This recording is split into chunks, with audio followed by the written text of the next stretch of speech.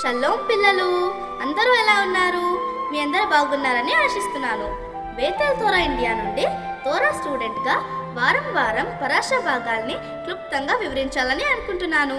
ఈ తోరా భాగాల్ని నాతో పాటు కలిసి సంతోషంగా నేర్చుకుంటారని ఆశిస్తున్నాను. నా పేరు అబియా, నాకు 13 సంవత్సరం. ఈ వారం పరాశ పేరు వఏరా. వఏరా అనగా ప్రత్యక్షమైతిని అని అర్థం. విమోచన యొక్క 4 వ్యక్తీకరణలను వెల్లడి చేస్తూ దేవుడు తనని తాను మోషే గారికి తెలియజేసుకున్నారు. అవేవనగా, ఇశ్రాయేలు ప్రజలను ఐగుప్తులో నుండి వెలుపలికి రప్పించి వారి బానిసత్వం నుండి వారిని విడిపించి వారిని విమోచించి సీనాయి కొండ దగ్గర వారిని తనకు స్వకీయ జనముగా చేసుకుంటారు. అప్పుడు హషేం తమ పితరులైన అబ్రహాము, ఇస్సాకు, యాకోబులకు ప్రమాణం చేసిన దేశమును వారిని రప్పించెదరు. మోషే మరియు అహరోనులు తరచుగా ఫరో యొద్దకు దేవుని పేరట వచ్చి, అరణ్యంలో నన్ను సేవించుటకై నా జనులను పోనిమ్ము అని అడుగుతూ వచ్చారు. ఫరో దాన్ని నిరాకరిస్తూనే వచ్చాడు.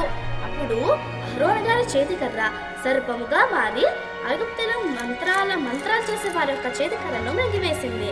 అప్పుడు దేవుడు ఐగుప్తుల మీదకి తెగుళ్లను వరుసగా పంపించారు. అవేంటో మీకు తెలుసా పిల్లలు? ఇప్పుడు చెప్తాను వినండి. నైలు నది నీళ్లు రక్తంగా మారాయి. కప్పల గుంపు నేలను పాడు చేశాయి. పేర్లు మనుషులను, జంతువులను బాధించాయి.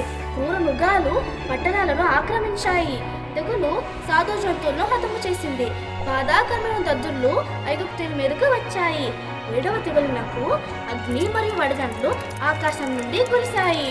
కానీ ఇంత జరిగినా కూడా ఫరో తన హృదయాన్ని ఇంకా కఠినపరుచుకున్నట్టు దేవుడు మోషే గారికి చెప్పినట్లే అతని ఇశ్రాయేలు ప్రజలను పంపించలేదు. కాబట్టి ఈ వారం పరాశలో ఫరో తన హృదయాన్ని కఠినపరుచుకునుట, దేవుడు తన బలాన్ని ప్రదర్శించుట, దేవుని మాటకు వినలేనందున దేవుడు ఫరో హృదయాన్ని కఠినపరచుటతో ముగిసింది. వచ్చే వారం మిగతా 3 తెగుళ్ళు మరియు ఇశ్రాయేలు యొక్క గొప్ప విమోచన కొరకు నేర్చుకుందాం. అప్పటి వరకు వేచి ఉండండి పిల్లలు. షలోమ్.